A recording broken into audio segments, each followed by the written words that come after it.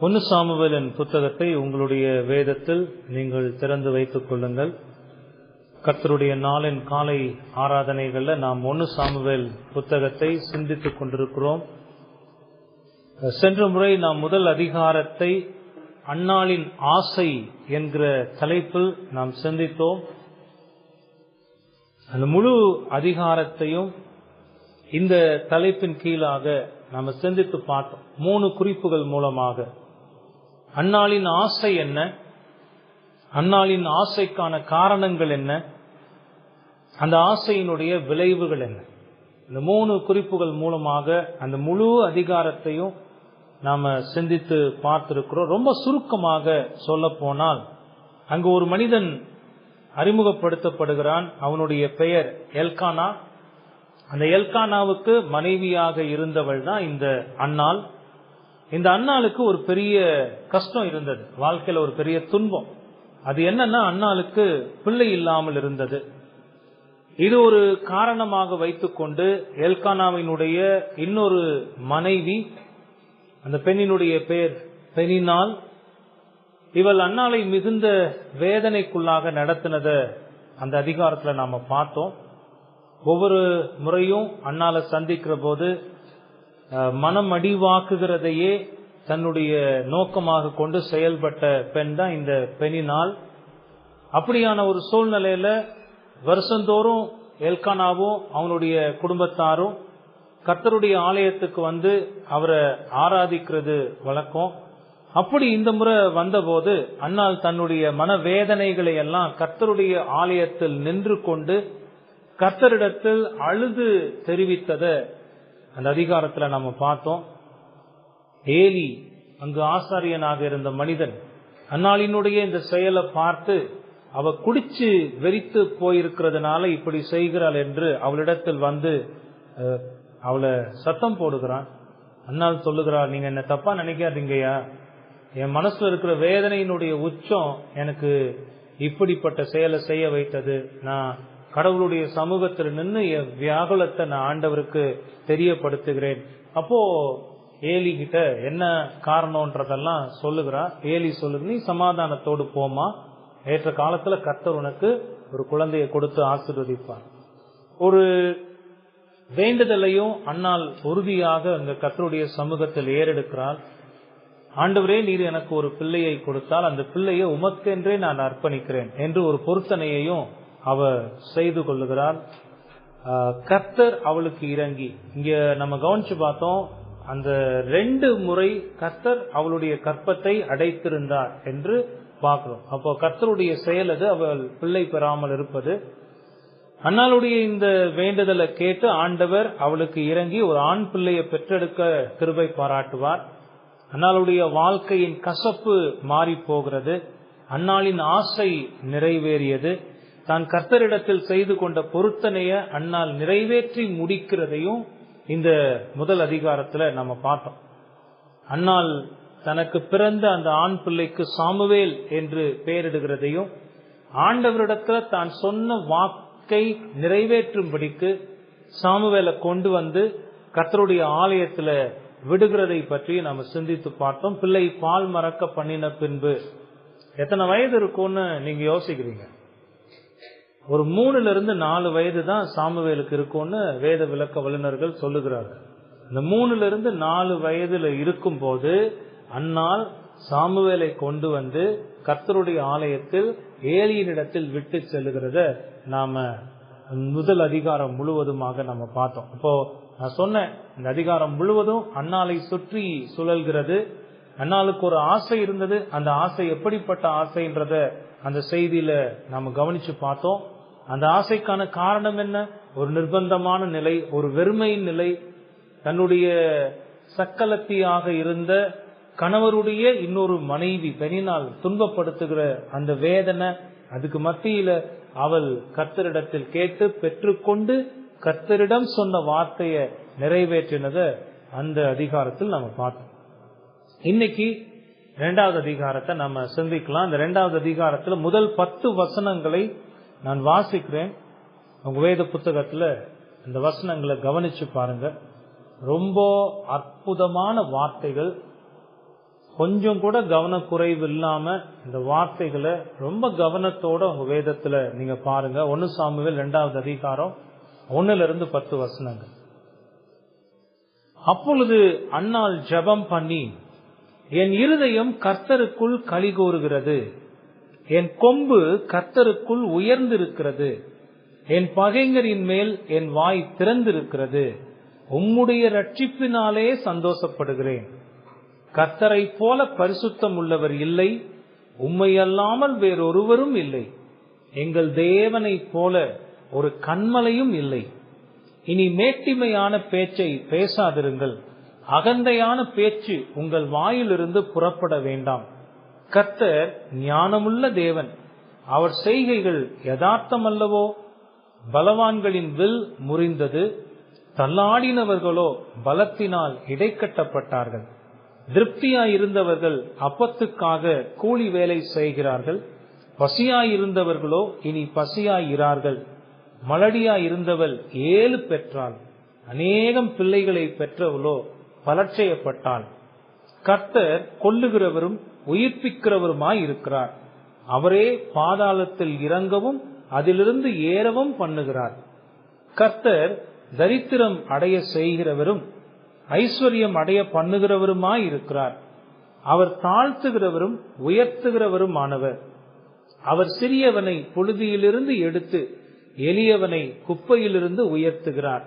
அவர்களை பிரபுக்களோடு உட்காரவும் மகிமையுள்ள சிங்காசனத்தை சுதந்தரிக்கவும் பண்ணுகிறார். பூமியின் அஸ்திவாரங்கள் கர்த்தருடையவைகள், அவரே அவைகளின் மேல் பூச்சக்கரத்தை வைத்தார்.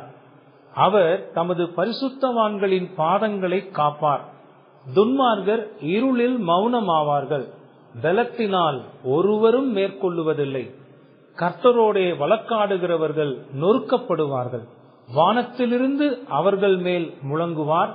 கர்த்தர் பூமியின் கடையாந்தரங்களை நியாயம் தீர்த்து தாம் ஏற்படுத்தின ராஜாவுக்கு பலனளித்து தாம் அபிஷேகம் பண்ணினவரின் கொம்பை உயர பண்ணுவார் என்று துதித்தாள். அன்னாளுடைய வார்த்தைகள் எவ்வளவு அருமையான வார்த்தைகள் இல்ல? இதைதான் இன்னைக்கு நம்ம சிந்திக்க போறோம்.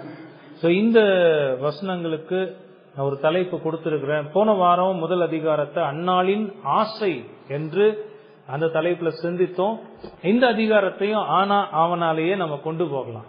அன்னாளின் ஆராதனை, அன்னாளின் ஆராதனை, அதுதான் இந்த வேத பகுதிக்கு நான் கொடுத்திருக்கிற தலைப்பு. ஏன்னா அன்னாள் இங்கு இருந்து தனக்கு நன்மை செய்த தன்னுடைய ஆண்டவரை ஆராதிக்கிறதை தான் இந்த வசனங்கள்ல நம்ம பார்க்கிறோம்.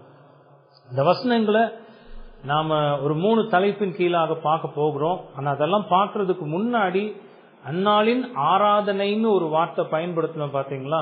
அந்த ஆராதனைங்கிற வார்த்தை எங்க இருந்து எடுத்திருக்கிறேன்னா 10வது வசனம் கடைசி வார்த்தை பாத்தீங்கன்னா துதித்தாள் என்று வருகிறதா? அப்ப அதுதான் அந்த ஆராதனை. இந்த ஆராதனைன்னா என்னங்கிறதுக்குரிய ஒரு சிறு விளக்கத்தையும் உங்களுக்கு கொடுத்த பிறகு அன்னாளுடைய வார்த்தைகளுக்கான விளக்கத்தை கொடுக்க நான் விரும்புகிறேன். ஏன் இந்த ஆராதனைனா என்ன, அந்த ஆராதனை என்பதின் அர்த்தம் என்ன? ஏன்னா இந்த செய்தியை தயாரிக்கும் போதே சிலர்கிட்ட நான் ஆராதனைனா என்னன்னு கேட்டேன்.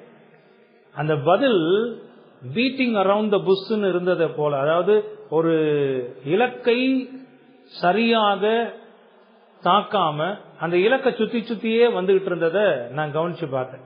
அப்போ அது கொஞ்சம் தெளிவா நம்ம வச்சிருக்கணும். எப்பவுமே ஒரு வேதபூர்வமான தெளிவு நமக்கு இருக்கணும்.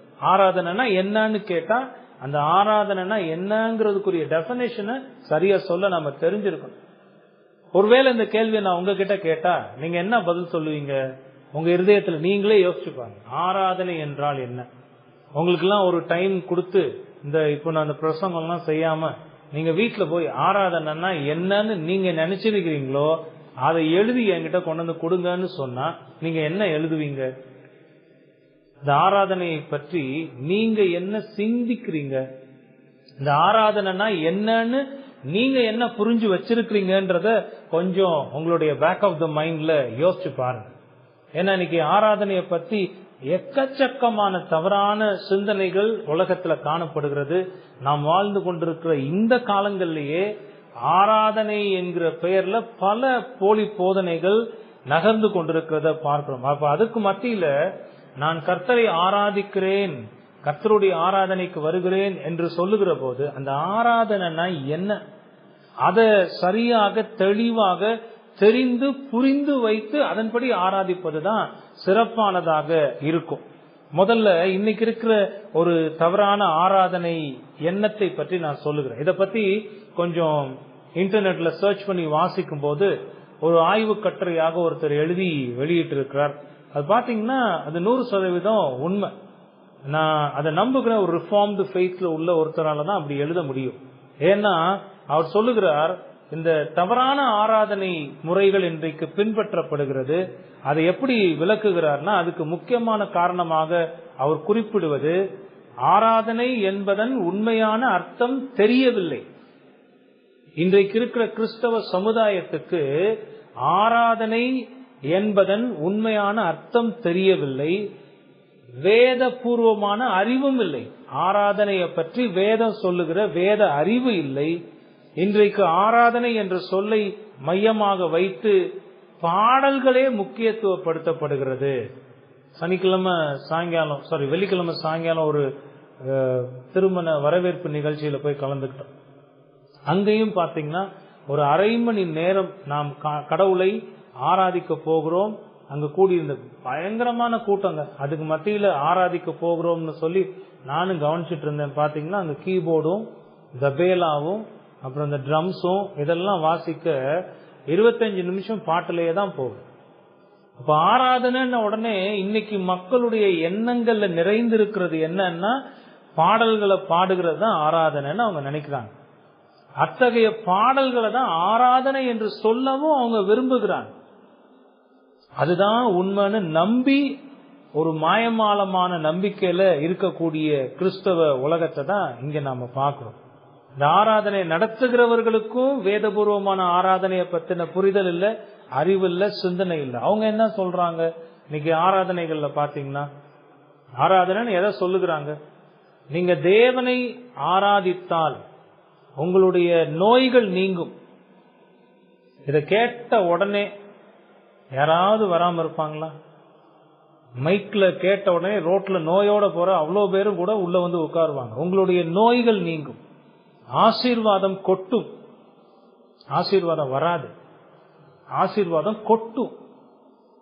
பண கஷ்டங்கள் தீரும், சாத்தானின் கட்டுகள் அகலும், வாழ்க்கையின் பிரச்சனைகள் தீரும். நீங்க பாத்தீங்கன்னா போஸ்டர்லயே எதை அடிச்சு போட்டிருக்கிறாங்க. நீங்க அந்த பிரிட்ஜு கிட்ட எல்லாம் பாத்தீங்கன்னா சில கூட்டங்களுக்கான போஸ்டர்ஸ் எல்லாம் பிளெக்ஸ் எல்லாம் வச்சிருக்காங்க. நீங்க பாத்தீங்கன்னா அந்த வார்த்தைகள்லாம் இருக்கு. எங்கேயோ பார்த்து நான் அதை சொல்லல, அந்த போஸ்டர்ஸ்ல பார்த்துதான் சொல்றேன். இரவு முழு இரவு ஜெபம், ஒரு நாள் திறப்பு கூட்டம், இதெல்லாம் சொல்லி உங்களை ஆராதிக்க அழைக்கிறோம், நீங்க அப்படி அந்த ஆராதனைக்கு வந்தா உங்களுக்கு இதெல்லாம் நடக்கும்னு சொல்லுகிறாங்களே தவிர உண்மையாக ஆராதனைன்னா என்னன்னு சொல்லித்தர அளவுக்கு அவங்களுக்கு வேதபூர்வமான புரிந்து கொள்ளுதல் இல்லாமலேயே இருக்கிறது. ரொம்ப முக்கியமா இன்னைக்கு ரொம்ப பாதிப்புகளை ஏற்படுத்தி இருக்கிற இந்த பெந்தேகோஸ்தே சபைகள், அவங்க ஆராதனைங்கிற பெயர்ல இதைதான் நம்புறாங்க. அந்நிய பாஷை பேசுவதும் தீர்க்க தரிசனம் சொல்வதும், இதெல்லாம் நான் சொல்லிக்கிட்டே போனா நம்ம பிரசங்கத்தை விட்டு எங்கேயோ கொஞ்சம் விலகி போகிற மாதிரி போயிடும். அதெல்லாம் நம்ம பார்த்திருக்கிறோம், நம்ம அறிந்திருக்கிறோம். அவ்வளவு மோசமான நிலையில தான் தவறான ஆராதனை முறைமைகள் நடந்து கொண்டிருக்கின்றன. இதுக்கு காரணம் கள்ள உபதேசகர்கள். நான் சொன்ன மாதிரி நிறைய பாஸ்டர்ஸ்க்கு கூட ஆராதனைன்னா என்னன்னு தெரியாது, வேதபூர்வமாக எப்படி ஆராதிப்பதுன்னு தெரியாது, வேதம் ஆராதனையை பற்றி என்ன சொல்லுகிறது, அந்த ஆராதனையில என்ன செய்யணுங்கிறது கூட தெரியாது. அப்படிப்பட்ட ஒரு மோசமான காலகட்டத்துல தான் வாழ்ந்து கொண்டிருக்கிறோம். நாமளும் சொல்லுவோம் ஆராதனைன்னா என்ன, காலை மாலை ஆராதனை ஞாயிற்றுக்கிழமை நடக்குது இல்ல, அதுல போய் கலந்துக்கிறது தாங்க ஆராதனை. அதுக்கு மேல என்ன சொல்லுவீங்க அப்படின்னா அத கொஞ்சம் யோசிச்சுதாங்க பார்க்கணும் அப்படின்னு யோசிக்க கூடிய ஒரு நிலையில இருக்கலாம். ஒருவேளை உங்ககிட்ட கேட்டா பொதுவா என்ன சொல்லுவீங்க, ஆராதனைன்னா கடவுளை துதிக்கிறதுங்க, அவரை மகிமைப்படுத்துறதுங்க அப்படின்னு சொல்லலாம். இன்னும் ஒருபடி மேல போய் ஆராதனைங்கிறது கடவுளை போற்றி அவருக்கு நன்றி செலுத்தி அவரை மகிமைப்படுத்துகிறதுன்னு கூட சொல்லலாம். இதெல்லாம் தப்புன்னு நான் சொல்லவே மாட்டேன், அதெல்லாம் உண்மைதான். ஆனா இதெல்லாம் ஆராதனையை பற்றிய ஒரு குறிப்பிட்ட பகுதியை தான் விளக்குகிறதே தவிர ஆராதனையில இன்னும் பல காரியங்கள் இருக்கிறது. இந்த ஆராதனைனா என்ன, எங்களுக்கு கொஞ்சம் தெளிவா சொல்ல முடியுமா அப்படின்னா, இந்த ஆராதனைகளுக்குரிய விளக்கத்தை கொடுத்ததுல பியூரிட்டன்ஸ் மாதிரி பெரியவர்கள் யாரும் விளக்கம் கொடுத்ததில்லை. இப்போ மார்ட்டின் லூத்தரை எடுத்துக்கிட்டோம்னா அவர் என்ன சொல்றாருன்னா, இருதயத்தை கர்த்தருக்கு முன்பாக தாழ்த்தி பணிந்து கொள்ளுதல். இந்த ஆராதனைங்கிறது ஒரு இருதயத்தோடு சம்பந்தப்பட்டதுங்கிறத அவர் அங்க குறிப்பிடுகிறார். இருதயத்தை கர்த்தருக்கு முன்பாக தாழ்த்தி பணிந்து கொள்ளுதல் மார்ட்டின் லூத்தர் சொல்லுகிறார். ஆராதனை வெளிப்புறமான சடங்கு அல்ல, அது ஏதோ ஆலயத்துக்கு போய் காலையில அல்லது மாலையில நடக்கிற ஒரு ஆராதனையில போய் நம்ம கலந்து கொள்கிறது அல்ல, அது இருதயத்தோடு தொடர்புடைய. இன்னொருவர் சொல்லுகிறார், அவர் பேர் வில்லியம் பெர்கின்ஸ், அவரும் ஒரு பியூரிட்டன் பெரியவர். அவர் என்ன சொல்லுகிறார் பாருங்க, இந்த விளக்கம் எனக்கு ரொம்ப பிடிச்ச விளக்கம். வில்லியம் பெர்கின் சொல்லுகிறார், கடவுளை பற்றிய சரியான அறிவோடு தான் ஆரம்பிக்கிறது ஆராதனை. நீங்க யோசிச்சு பாருங்க, ஆராதனைங்கிறது கடவுளுக்கு நன்றி செலுத்தி அவரை துதிக்கிறதுங்கிற அந்த ஒரு வார்த்தைகளோடு இல்லாம அந்த வரையறைய பாருங்க, அதுல காணப்படுகிற வார்த்தைகளை பாருங்க. கடவுளை பற்றிய சரியான அறிவோடு அவருக்குரிய கனத்தையும் மகிமையையும் அவருடைய சித்தத்தின்படி நம்முடைய இருதயத்திலிருந்து எவ்வித கட்டாயமும் இல்லாமல் நன்றி பெருக்கோடு செலுத்துவதாகும். ஒரு லென்த்தி டெபினிஷன், அதை கொஞ்சம் உடைச்சு நான் சின்னதா சொல்றேன் பாருங்க. உண்மையான ஆராதனைனா என்ன தெரியுமா? வில்லியம் பெர்கின்ஸ் அவர்கள் சொன்னது போல, அவர் மட்டும் இல்ல, பியூரிட்டன்ஸ் எல்லோரும் இததான் உண்மையான ஆராதனைக்கான விளக்கமா கொடுத்திருக்கிறாங்க. அந்த உண்மையான ஆராதனை என்பது முதல்ல அது எதில் தங்கி இருக்கிறதுனா, கடவுளை பற்றிய சரியான அறிவில் தங்கி இருக்கிறது. கடவுளை சரியாக அறிந்து கொள்ளாமல், அவரை பற்றி புரிந்து கொள்ளாமல், அதாவது அவர் யார், அவருடைய குணாதிசயங்கள் என்ன, அவர் எதை விரும்புகிறார், எதை வெறுக்கிறார், அவருடைய நோக்கம் என்ன, இதெல்லாம் சரியாக தெரிந்து வைத்திருப்பது ஆராதனையினுடைய முதல் படி. நான் சொல்றது உங்களுக்கு புரியுதா? கடவுளை பற்றிய சரியான அறிவோடு. இப்ப இந்த எண்ணமே இல்லாம நான் சும்மா ஆராதனைக்கு போனேன், பாட்டு பாடினேன், காணிக்க கொடுத்தேன், செய்தி கேட்டேன், வீட்டுக்கு வந்தேன்னா அது ஆராதனையே இல்லை. முதல்ல அந்த ஆராதனை இருதயத்தோடு சம்பந்தப்பட்டது. அந்த இருதயத்துல கடவுளை பற்றிய சரியான அறிவு இருக்கணும். அந்த அறிவின் அடிப்படையில் அவருக்குரிய கனத்தையும் மகிமையையும் செலுத்துறது தான் ஆராதனை. கடவுள் யார், அவர் எப்படிப்பட்டவர், அவருடைய குணாதிசயங்கள் என்ன, அவர் எதை விரும்புகிறார், எதை வெறுக்கிறார், அவருடைய நோக்கம் என்ன, இதெல்லாம் யோசிச்சு பாக்குறோமா? கடவுளுடைய பர்பஸ் என்ன, என்னுடைய வாழ்க்கையில கடவுளுடைய நோக்கம் என்ன, அவருடைய குணாதிசயங்கள் எப்படி எல்லாம் வெளிப்படுகிறது, இதெல்லாம் யோசித்து பார்த்து அந்த அறிவோடு கடவுளுக்குரிய கனத்தையும் மகிமையையும் செலுத்துகிறது தான் ஆராதனைன்னு அவங்க விளக்கி இருக்கிறாங்க. அப்படி செய்யும் போது சில விஷயங்களை நம்ம கவனத்தில் வைக்க வேண்டும். முதலாவது, அந்த ஆராதனை அவருடைய சித்தத்தின்படி இருக்க வேண்டும். அதாவது வேதத்தில் அவர் வெளிப்படுத்தி இருக்கிற விதத்தின் அடிப்படையில் கடவுளை ஆராதிக்க வேண்டும். The regulative principles of worshipனு சொல்வாங்க. வரையறுக்கப்பட்டுள்ள ஆராதனையின் முறையின் அடிப்படையில் தன்னை எப்படி ஆராதிக்க வேண்டும் என்று ஆண்டவர் சொல்லி இருக்கிறாரோ, கட்டளையிட்டு இருக்கிறாரோ, அப்படி அவரை ஆராதிக்க வேண்டும். வேதத்துல கட்டளையிடப்படாத விதத்தில் கடவுளை ஆராதித்தால் அந்த ஆராதனையை கடவுள் ஏற்றுக்கொள்ள மாட்டார், அதை அங்கீகரிக்க மாட்டார். அது வெறும் ஒரு மாயமாலமான ஒரு செல்ஃப் பிளீசிங் வர்ஷிப்பா போயிடும். சுயத்தை திருப்திப்படுத்தக்கூடிய ஆராதனை. நான் யாரையும் குற்றப்படுத்துறதுக்காக இது சொல்லல, ஆனா இது எந்த அளவுக்கு வேதத்தை விட்டு வழி விலகி போயிருக்குன்னு பாருங்க. இன்னைக்கு ஆராதனைன்றது மனிதர்களுடைய இருதயத்தின் உணர்ச்சிகளுக்கு தூபம் போடுகிறதாக இருக்கிறது.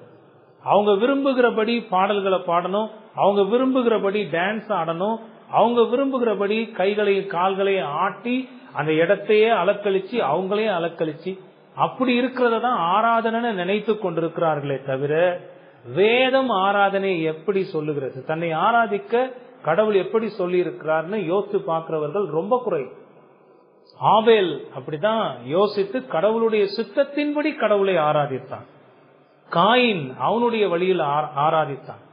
காயினையும் அவனுடைய ஆராதனையையும் ஆண்டவர் அங்கீகரிக்கவில்லை. பாருங்க, நீங்க நினைக்காதீங்க வெளியில எவ்வளவு மோசமாலாம் ஆராதிச்சிட்டு இருக்காங்க, ஆனா நாங்க எவ்வளவு அமைதியா இங்க உட்கார்ந்து பாட்டெல்லாம் பாடி ஆண்டவரை பத்தின சிந்தனையோடு எவ்வளவு அமைதியா ஆராதிச்சிட்டு இருக்கிறோம்னு நினைக்காதீங்க. அது மட்டுமே ஆராதனை அல்ல, உங்களுடைய இருதயத்தின் எண்ணங்களும் உங்களுடைய இருதயத்தின் விருப்பமும் இங்கு ஆலயத்தில் அமர்ந்திருந்த போதிலும் எந்த அளவுக்கு கர்த்தரோடு இசைந்திருக்கிறதுன்றத நீங்க யோசிச்சு பார்க்கணும். அப்படி அந்த இசைவில்லாமல் நீங்க உட்கார்ந்து ஒரு காத கடவுளுடைய வார்த்தைக்கு கொடுத்துட்டு இன்னொரு காத உங்களுடைய எண்ணங்களுக்கு கொடுத்து, இந்த ஆராதனை முடிஞ்ச பிறகு என்ன நடக்கும், அங்க இப்போ என்ன, இங்க என்ன, இதெல்லாம் உங்க மனசுல நீங்க ஓட விட்டு கொண்டிருந்தீர்கள், ஆனால் நீங்கள் கடவுளை உண்மையில் ஆராதிக்கவில்லை. அது உண்மையான ஆராதனை இல்லைங்க. இங்க உட்கார்ந்து இருக்கிறோம்னா இடியே இடிச்சு விழுந்தாலும், இந்த பில்டிங்கே இடிஞ்சு போனாலும், பூமியே பிளந்து போனாலும், இந்த ஆராதனையில முழு கவனம் உள்ளவர்களாக உங்களுடைய எண்ணங்கள் உங்களுடைய கவனம் முழுவதுமாக கர்த்தரோடு இசைந்ததாக இருக்கணும். அதுக்கு பேர் தான் ஆராதனை. அப்படித்தான் வேதம் கடவுளை ஆராதிக்க சொல்லி இருக்கிறது.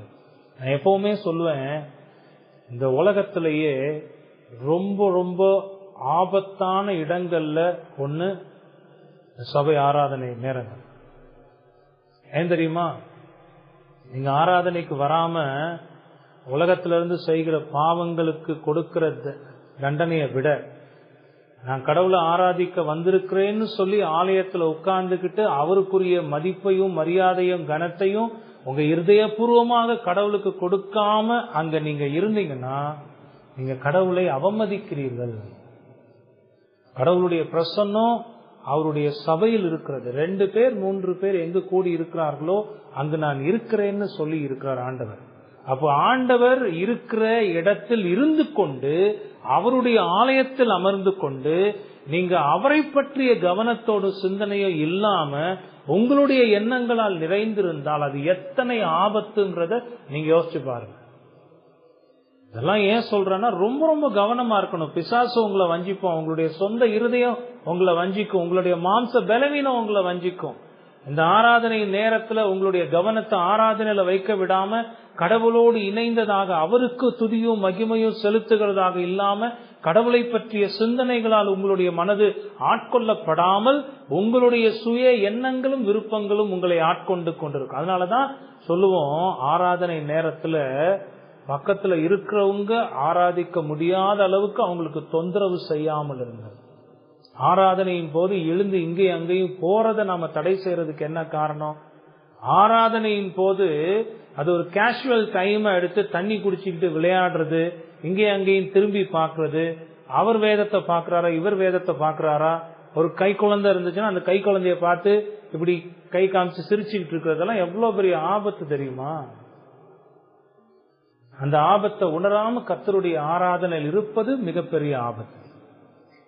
நீங்க உட்கார்ந்து இருக்கிற இடம் கர்த்தருடைய பிரசன்னத்தினால் நிறைந்திருக்கிற அவருடைய ஆராதனையின் இடம்ங்கிறத நினைச்சு நீங்க வந்ததினுடைய நோக்கமே இதுதாங்கிறத புரிந்து கொண்டு கடவுளோடு உங்களுடைய ஆத்துமா இசைந்திருப்பதுதான் ஆராதனை. அவருடைய சித்தத்தின்படி அவர் சொல்லி இருக்கிற விதத்தில் ஆராதிப்பது. பிசிக்கலா செய்யறது மட்டும் இல்ல, மென்டலா என்னுடைய கவனம் முழுவதும். ஏன்னா ஆண்டவர் என்ன சொல்லியிருக்கிறான்னா, இஸ்ரவேலே கேள், உன் தேவனாகிய கர்த்தரே தேவன், என்னை உன் முழு இருதயத்தோடும் உன் முழு ஆத்துமாவோடும் உன் முழு மனதோடும் உன் முழு பலத்தோடும் அன்பு கூறுவாயாக. அதான் ஆண்டவர் சொல்லியிருக்கிறார். அப்ப ஆராதனையில அந்த அளவுக்கு கவனத்தோடு இருந்து ஆராதிக்கணும். அடுத்தது பாத்தீங்கன்னா, எந்தவித கட்டாயமும் இல்லாம ஆராதிக்கணும். கணவனை மனைவியோ மனைவிய கணவனோ அல்லது பெற்றோர் பிள்ளைகளையோ கட்டாயப்படுத்தி இழுத்துட்டு வந்து இங்க உட்கார்ந்துகிட்டு அந்த व्यसனத்தோடயே உட்கார்ந்து இருக்கிறது, கோபத்தோடயே. எப்ப முடிப்பாரு இவர் வேற? இந்த நேரத்துல யார் கேட்டா ஆராதனைக்கு அர்த்தம்? அண்ணால் என்ன சொல்லிச்சோ சொல்லி சட்டுன்னு முடிக்க வேண்டியதானே அப்படின்னு இருதயத்துல பாத்தீங்கன்னா எரிமலைக்கு உள்ள வெளியே தெரியாது, பாக்குறதுக்கு எரிமலை மாதிரியே தெரியாது. பாத்தீங்கன்னா அழகா நல்ல புல்லெல்லாம் வளர்ந்து பச்சை பசேல் இருக்க மாதிரி இருக்கு. ஆனா எரிமலைக்கு உள்ள பாத்தீங்கன்னா கொதிச்சுக்கிட்டு இருக்கும். மணி வேற 11:20 ஆகுது. இப்பயே இவர் எப்ப இதை முடிப்பார், இதெல்லாம் யார் கேட்டா அப்படின்னு ஒரு அந்த ஆராதனையின் ஒரு லகிப்புத்தன்மையே இல்லாம, அந்த ஆராதனையினுடைய கடவுளுடைய வார்த்தையை கேட்கிறோமேங்கிற அந்த ஒரு ஆனந்தமே இல்லாம இருதயத்துல ஒரு கும்பிட்டி அடுப்பு போல கொதிச்சுக்கிட்டு இருக்கிறதுக்கு என்ன காரணம்னா இதுதான் காரணம். ஒரு கட்டாயத்தோட வந்திருக்கு. நம்ம போலன்னா அவங்க கேட்பாங்க, இவங்க கேட்பாங்க, பாஸ்டர் ஒரு வேலை கேட்பாரு, நம்ம எவ்வளவு நாள் தான் இதெல்லாம் சொல்றது, அதனால பேசாம போய் உட்கார்ந்துட்டு வந்துருவோம் அப்படின்னு ஒரு கட்டாயத்துல இங்க ஆராதனையில வந்து உட்காரக்கூடாது. ஆராதனை கட்டாயத்தின் அடிப்படையில வரக்கூடாது, அது இருதயத்திலிருந்து வரக்கூடியதாக இருக்கும். அடுத்தது நன்றி பெருக்கோடு ஆண்டவருக்கு மகிமையை செலுத்துவதாக. இருதயம் நன்றியினால் நிறைந்து அதனால் ஆண்டவருக்கு நன்றியை செலுத்துவதாக இருக்க வேண்டும்னு பார்க்கிறோம். இதுதான் உண்மையான ஆராதனை. நீங்க இப்படிப்பட்ட இருதயத்தோடு இருந்து இங்க ஆராதனை செய்தீங்கன்னா ஆண்டவர் நிச்சயமாக அந்த ஆராதனையின் மூலமாக மகிமைப்படுவார். ஆண்டவர் உங்களை ஆசீர்வதிப்பார். இதுதான் உண்மையான ஆராதனை. ரோமர் 12வது அதிகாரம் முதல் 2 வசனங்கள்ல பவுல் சொன்னது போல, அப்படி இருக்க சகோதரரே, நீங்கள் உங்கள் சரீரங்களை பரிசுத்தமும் தேவனுக்கு பிரியமுமான ஜீவ வழியாக ஒப்புக் கொடுக்க வேண்டும் என்று உன்னுடைய சுயத்தை ஒழித்துவிடு. உன் சுய எண்ணங்கள், சுய சிந்தனைகள், சுய ஆசைகள், சுய வெறுப்புகள் இதெல்லாத்தையும் இங்க வெறுத்து விட்டு தேவனுடைய இரக்கங்களை முன்னிட்டு உங்களை வேண்டிக் கொள்கிறேன். இதுவே நீங்கள் செய்யத்தக்க புத்தியுள்ள ஆராதனை. நீங்கள் இந்த பிரபஞ்சத்துக்கு ஒத்த வேஷம் தெரியாமல் தேவனுடைய நன்மையும் பிரியமும் பரிபூர்ணமான சித்தம் இன்னதென்று பகுத்தறியத்தக்கதாக உங்கள் மனம் புதிதாகிறதுனாலே மறுரூபமாகுங்கள். அந்த மறுரூபம் ஆகக்கூடிய நிகழ்வு இந்த ஆராதனையில நடக்கணும். கடவுளோடு இணைந்து இருக்கிறதின் மூலமாக உங்க வாழ்க்கையே தேவனுக்கு உகந்த சுகந்த வாசனையாக அர்ப்பணிப்பதுதான் ஆராதனையாக இருக்கிறதுன்னு வேதம் நமக்கு சொல்லுகிறது. ஆக உண்மையான ஆராதனை என்பது கடவுளை பற்றிய சரியான அறிவோடு அவருக்குரிய கனத்தையும் மகிமையையும் அவருடைய சித்தத்தின்படி நம்முடைய இருதயத்திலிருந்து எவ்வித கட்டாயமும் இல்லாமல் நன்றி பெருக்கோடு செலுத்துவதுதான் ஆராதனை. இவ்வளவு நாளும் ஒரு வேளை இதை பத்தி நீங்க தெரியாம இருந்தீங்கன்னா இதை இன்னைக்கு உங்க மனசுல நீங்க பதிய வச்சுக்கோங்க. வெறுமனே ஒரு இடத்துல கூடியிருப்பது ஆராதனை அல்ல. வெறுமனே ஆண்டவரை பாடுவதும் போற்றுவதும் ஆராதனை அல்ல. அந்த ஆராதனையின் கூடத்தில் நீங்கள் இருப்பது ஆராதனை அல்ல. அந்த ஆராதனை என்பது இதுதான். எல்லாம் ஆரம்பிக்கிற இடம் கடவுளை பற்றிய சரியான அறிவு. அந்த அறிவின் நிமித்தமாக அவர் எவ்வளவு மகத்துவமான தேவன், அவர் எவ்வளவு உன்னதமான தேவன், அவர் எவ்வளவு உயர்ந்த தேவன், அவர் எவ்வளவு மகிமை சிறந்த தேவன், அவருடைய செயல்கள் எல்லாம் தியானித்து அப்படிப்பட்ட அந்த தேவனுக்குரிய கனத்தையும் மகிமையையும் செலுத்தணும். அவருடைய சித்தத்தின்படி செலுத்தணும். இருதயத்தின் நிறைவிலிருந்து செலுத்தணும். கட்டாயத்தின் பேரில் அல்ல. அந்த ஆண்டவர் அவ்வளோ மகத்துவமான தேவன், எனக்கு செய்த நன்மைகள் எல்லாம் நினைத்து ஆண்டவரை துதிப்பதுதான் ஆராதனை. புரியுதா? ஏன் இவ்வளோ பெரிய ஒரு விளக்கத்தை நான் கொடுத்தேன்னா, உலகம் அவ்வளோ மோசமா இருக்குங்க. இப்ப நீங்களும் ஒரு விதமான ஒரு மிஸ்டிக் தாட்னு சொல்லுவாங்க. மிஸ்டிக் தாட்னா ஒரு மாயமான ஒரு எண்ணம். நான் சர்ச்சுக்கு போறேனே, ஆராதனையில உட்கார்ந்து இருக்கிறேனே, பாடல் பாடுறேனே, வேதம் வாசிக்கிறேனே, செய்தியை கேட்கிறேனே, இது எதுலையுமே உண்மை இல்லாம இருக்கிறதும் ஆபத்து. ஆக இப்படித்தான் ஆராதனைன்னு வேதம் சொல்லுதுன்னா அந்த ஆராதனையில இப்படிதான் காணப்படணும். கடவுளை இப்படிதான் ஆராதிக்கணும். இதை சொல்வதற்கு இன்னொரு காரணமும் உண்டு. ஏன்னா அந்த செய்தியினுடைய தலைப்பு அந்நாளில் ஆராதனை. அந்நாளும் இந்த விதமாகத்தான் அன்னைக்கு கடவுளை ஆராதித்ததை இந்த வேத வசனங்கள் நமக்கு விளக்குகின்றன. அதாவது அந்நாள் தான் கர்த்தரிடமிருந்து பெற்றுக்கொண்ட நன்மைகளுக்காக ஆண்டவரை துதித்து ஸ்தோத்தரித்து ஆராதிக்கிறாள் என்பதை இந்த வசனங்கள்ல பார்க்கிறோம். அந்நாளுடைய இந்த ஆராதனையில இவ்வளவு நேரம் நாம பார்த்த இந்த காரியங்கள் எல்லாம் அடங்கி இருக்கிறத நீங்க கவனிக்கலாம். முதல்ல பாத்தீங்கன்னா கடவுளை பற்றிய சரியான அறிவு அந்நாளுக்கு இருந்தது. வசனங்கள் எல்லாம் விலக்கி போதிக்கிற போது அதை நாம் பார்க்கலாம். அவர் யார், அவருடைய குணாதிசயங்கள் என்ன, அவர் எதை செய்ய விரும்புகிறார், அவர் எதை வெறுக்கிறார், அவருடைய நோக்கம் என்ன, அவர் எப்படி செயல்படுகிறார், அவர் காரியங்களை எல்லாம் ஏன் செய்கிறார், இவற்றை பற்றிய சரியான அறிவை கொண்டிருந்த ஒரு பெண்ணாக இங்கு அன்னாள் நமக்கு முன்பாக நின்று கர்த்தரை ஆராதிக்கிறத பார்க்கிறோம். அந்த அறிவின் அடிப்படையில தான் அவ கடவுளுக்குரிய கனத்தையும் மகிமையையும் செலுத்துகிறத பார்க்கிறோம். அதையும் அவருடைய சித்தத்தின்படி செய்கிறார். ஆண்டவருடைய ஆலயத்தில் நின்று கொண்டு முறைப்படி கவனத்தோடு தான் கற்று வளர்ந்திருக்கிற விதத்துல தேவ பயத்தோடு நிறைந்த இருதயத்தை கொண்டு பக்திக்குரிய விதத்தில் அங்கிருந்து தன்னுடைய வாயை திறந்து கடவுளை ஆராதிக்கிறதை இங்கு நாம பார்க்கிறோம். முதல்ல இதுக்கு முன்னாடி அதிகாரத்துல பாத்தீங்கன்னா இருதயத்தினுடைய வேதனைனால வாய் மட்டும் அசைஞ்சது, சத்தம் எல்லாம் வரல. ஆனா என்று சொல்லி துதித்தால் என்று இங்கு வாயை திறந்து கர்த்தரை இருதயத்தின் நிறைவிலிருந்து அந்த ஆராதனை வெளிப்படுகிறத பார்க்க முடிகிறது. யாரும் கட்டாயப்படுத்தல.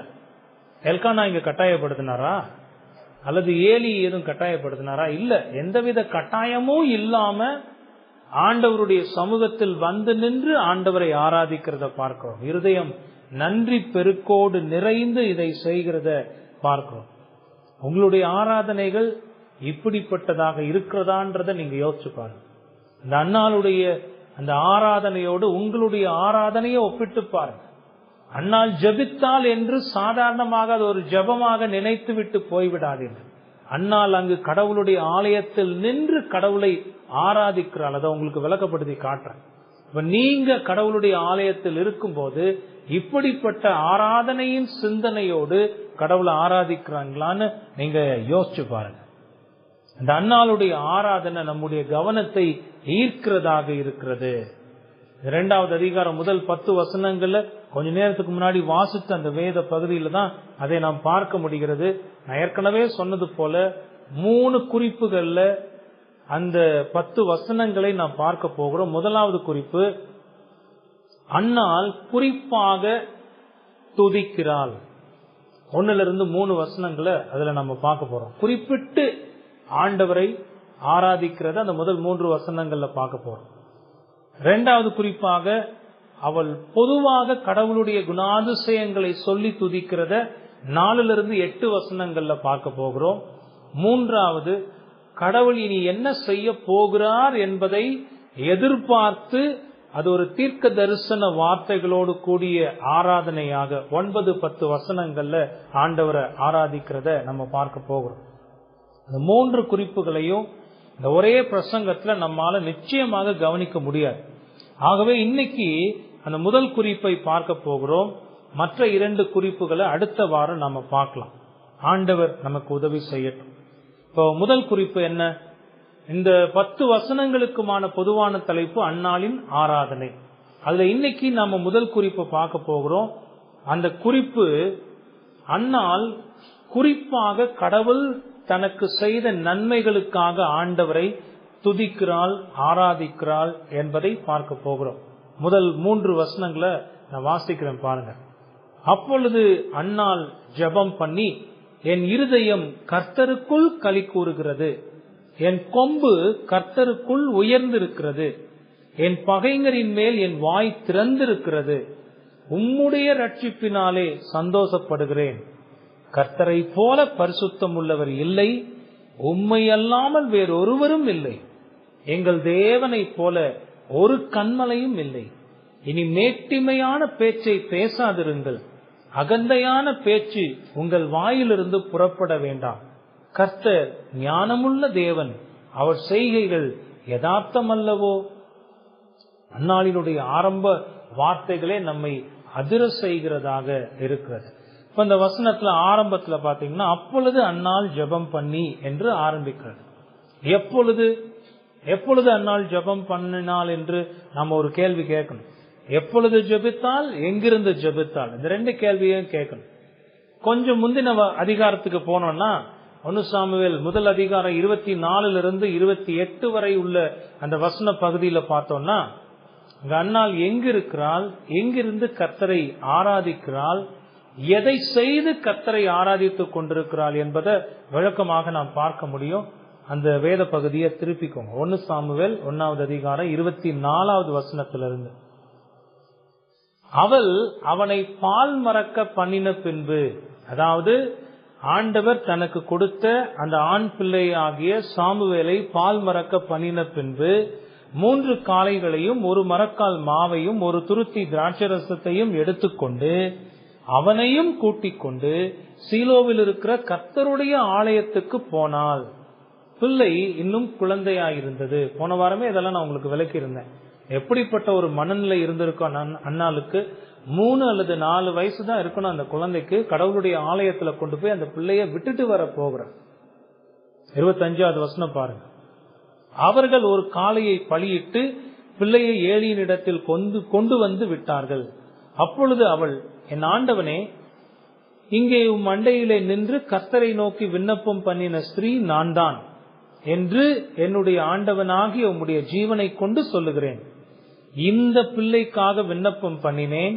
நான் கர்த்தரிடத்தில் கேட்ட என் விண்ணப்பத்தின்படி எனக்கு கட்டளையிட்டார். ஆகையால் அவன் கர்த்தருக்கென்று கேட்கப்பட்டபடியினால் அவன் உயிரோடு இருக்கும் சகல நாளும் அவனை கர்த்தருக்கே ஒப்புக் கொடுக்கிறேன் என்றால் அவன் அங்கே கர்த்தரை பணிந்து கொண்டான். இதுதான் பேக்ரவுண்ட். இப்போ எங்க இருக்கிறாங்க?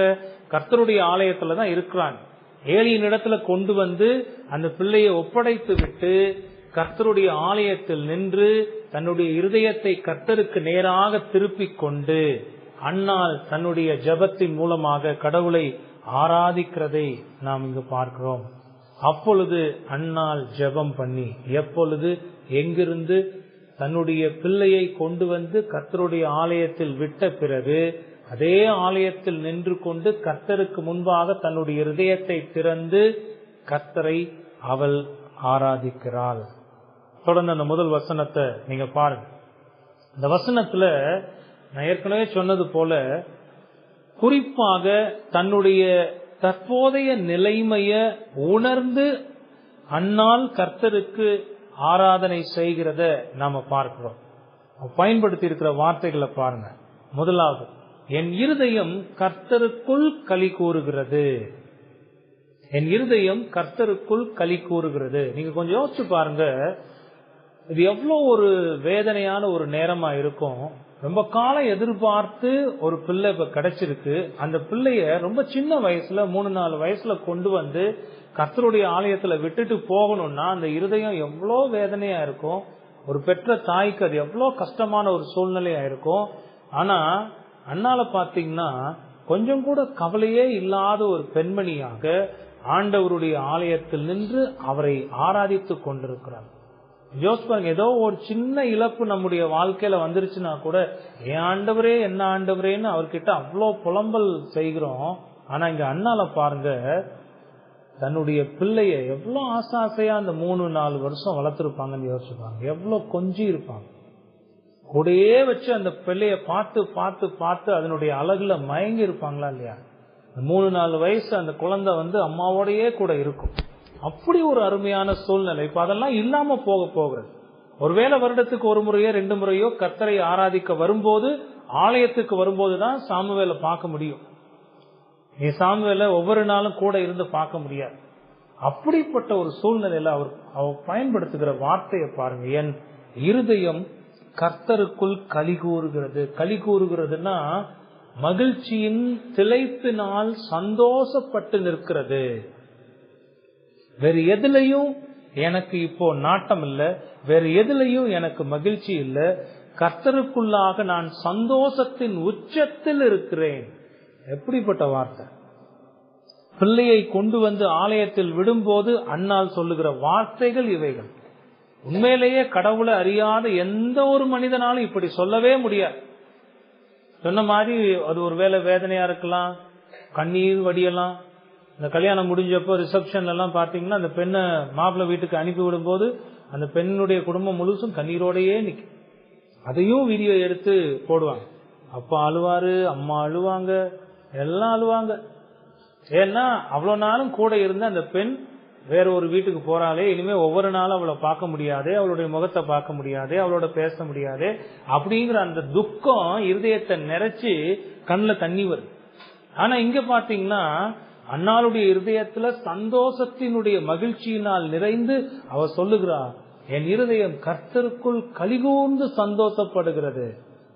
கடவுளை குறித்த சரியான எண்ணமும் அறிவும் இருக்கிற ஒரு மனிதனால் மட்டுமே, ஒரு பெண்ணால் மட்டுமே இப்படி சொல்ல முடியும். அன்னாள் நம்முடைய எண்ணங்கள் எல்லாம் உயர்ந்து நிற்கிறார்.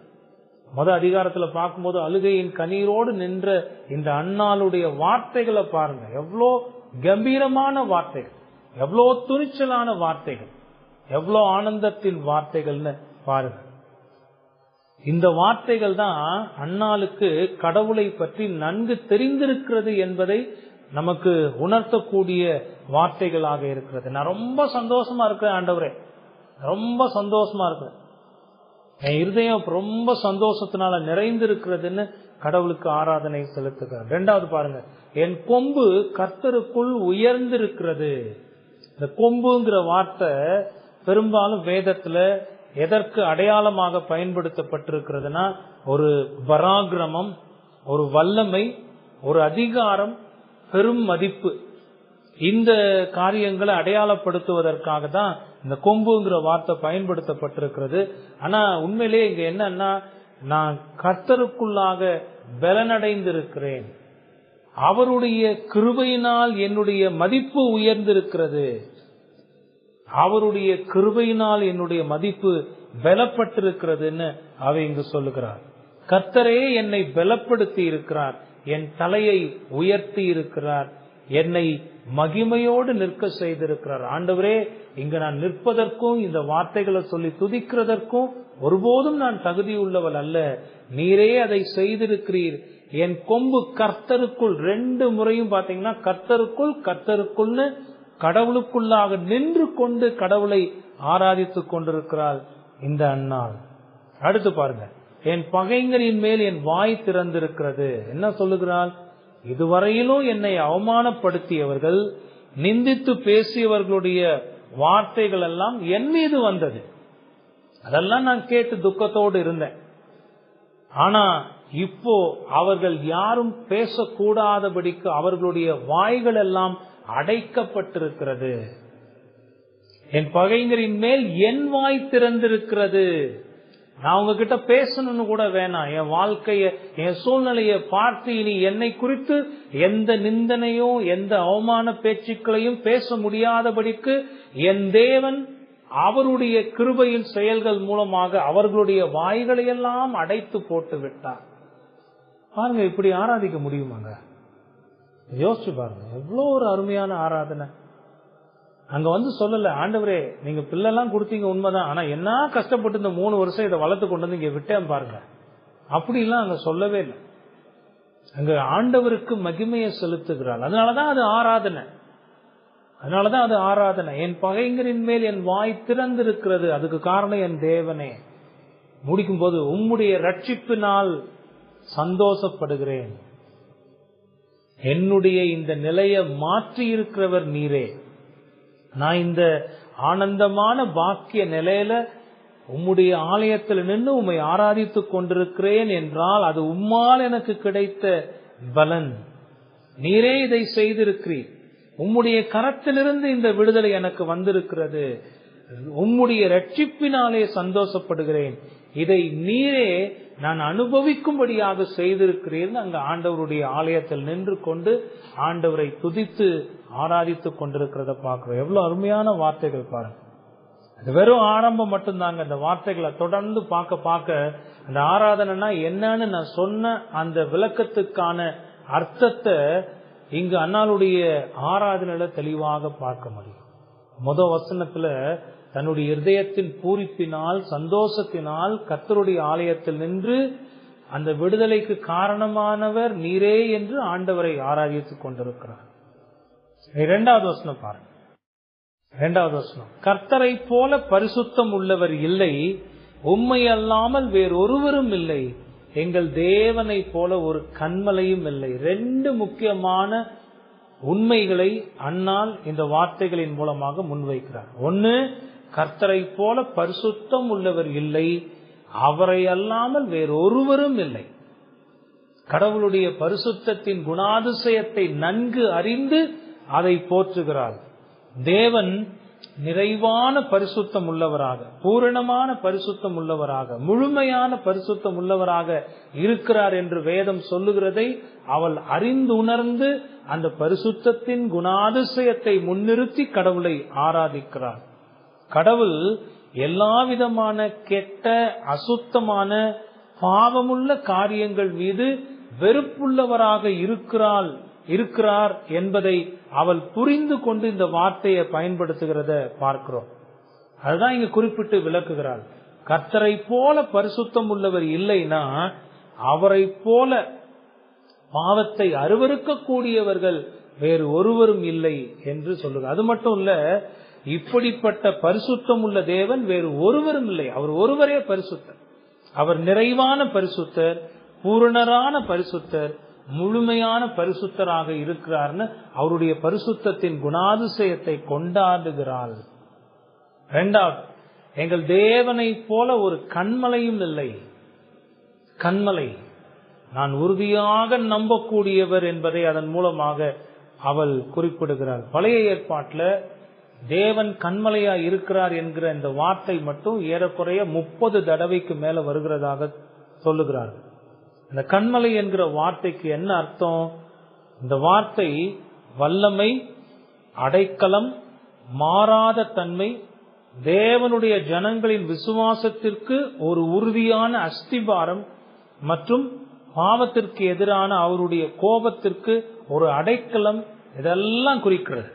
கன்மலைனா உறுதி, அசையாத, நிரந்தரமான, நிலையான, உறுதியான, மாறா தன்மையுள்ளது என்பதை குறிக்கிறதுக்காக வருகிற வார்த்தை தான் இந்த கன்மலை. அந்த வார்த்தையை பயன்படுத்தி அன்னாள் இங்கு துதிக்கிறாள். எங்கள் தேவனை போல ஒரு கன்மலையும் இல்லை. சங்கீத புத்தகம் முழுசு நீங்க பாத்தீங்கன்னா சங்கீதக்காரர்கள் கடவுளுடைய இந்த குணாதிசயத்தை அற்புதமாக பாடி இருக்கிறார்கள். இரட்சண்ய கன்மலை தாவீது பல இடங்கள்ல சொல்லி இருக்கிறார். எனக்கு அடைக்கலமும் கண்மலையுமாய் இருக்கிற தேவனை என்ன சங்கீதக்காரர்கள் பாடியிருக்கிறார்கள். என் பெலனாகிய, என் கண்மலையாகிய தேவனே, என் இருதயத்தின் கண்மலை. இப்படியெல்லாம் பல விதங்கள்ல கடவுளுடைய அந்த குணாதிசயத்தை அவர்கள் புகழ்ந்து பாடியிருக்கிறார்கள். கண்மலை, அசைக்க முடியாது.